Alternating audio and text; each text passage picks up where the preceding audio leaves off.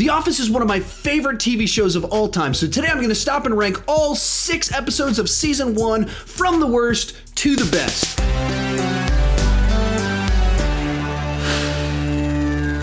Hi, if you're new here, my name is SeanChandler, and I started this channel essentially because I was driving everyone around me crazy talking about movies and TV way too much. If you can relate, you're probably in the right place to consider clicking that subscribe button.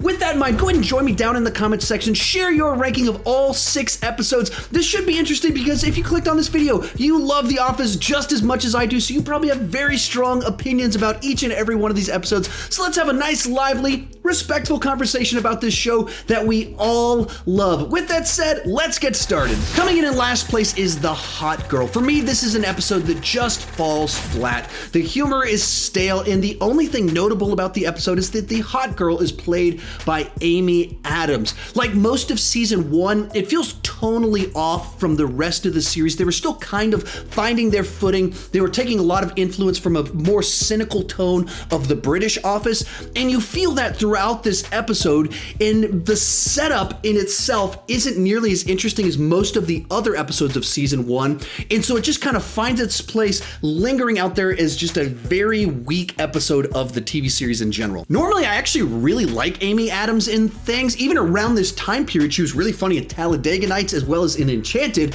but in this episode, the character isn't written to be interesting or funny at all. It's just Amy Adams acting very dull in this episode as a bunch of guys pine for her attention. And as with much of season 1, Michael Scott is just insufferable, except minus the humor and likability of later seasons. He's just so desperate to get this girl's attention that he's pathetic rather than being endearing. So for me, this is an episode with a weaker concept, with a tone that's off, and not a lot of laugh. Coming in at number 5 is the pilot. If you're unaware, the pilot of the US Office is essentially a direct translation of the pilot of the British Office. In fact, Ricky Gervais and Stephen Merchant still have writing credit for this episode, and it shows in the nature of the characters, their tone, their attitude towards the environment. Everything about it feels far more like the British Office than the show that this will grow into being. And you most see this in the way the characters interact with each other as well as the work environment. So for example, Pam isn't amused by Michael. She doesn't have camaraderie with him. She feels anxious around him, and in fact, he makes her cry at the end of the episode,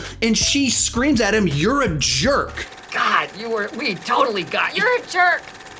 I don't know about that. Likewise, Jim seems like he hates working at Dunder Mifflin. He's totally bored by the environment. He's not smiling as much, and like Pam, he's not amused nearly as much by his surroundings. It just makes for a very different tone for very similar situations that will happen in later episodes. Now, still, this episode has a few kind of shining moments, a couple little gags here and here that really land. For the most part, this episode is just interesting because it shows just how much the show changed and how quickly it changed going into season 2. At number 4 is basketball. This is a fairly classic setup for an episode of the show that has some very funny moments in it, but it still is kind of held back by some of the tonal issues of season 1. Some of the standout moments inside of this episode involve Michael stereotyping the entire office based off of their appearance and ethnicity as to whether he thinks they would be good at basketball, which leads to a great payoff at the end when we learn that Kevin is actually the best person at basketball in the entire office. While the whole episode is pretty amusing because it is so Michael-centric and it is this prototype version of Michael where he's more annoying than endearing, at times it can be a bit much. Also, the warehouse crew hadn't kind of established their characterization and their humor yet, so they just come off as frustrated and angry throughout the episode, so it's not quite as amusing as it could be, but still a pretty fun episode. But real quick, before I give you my top 3, remember to give me your ranking down below in the comment section. Let's have a nice, lively, yet respectful conversation.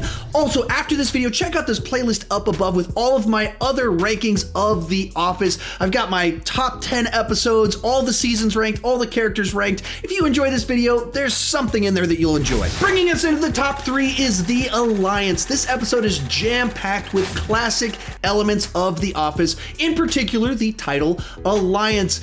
Dwight does something weird, and Jim and Pam decide to turn it into a series of pranks on him that lead to a bunch of really funny situations. Along the way, you have Oscar trying to get donations, and Michael doesn't pay attention and tries to make himself look good and gets himself into a bunch of trouble along the way. You have a party going on in the mix that doesn't really need to happen because it's awfully early for the person who had a birthday, and it's all because Michael's trying to cover up for the fact that everyone's really negative about all the downsizing, so he wants to throw a party, and it of course ends up backfiring on him by the end of the episode. All along the way, a bunch of really classic moments throughout all of it. Where this one loses me a little bit though is by the end of it, it gets kind of drifts into that cynical, mean-spirited humor as Michael keeps doubling down on it, and instead of people being amused by his antics as they are later on in the series, Meredith is crying, and it just kind of goes to a far more negative place, so it kind of knocks it back a little bit for me. Our runner-up is Healthcare. This is the episode where Dwight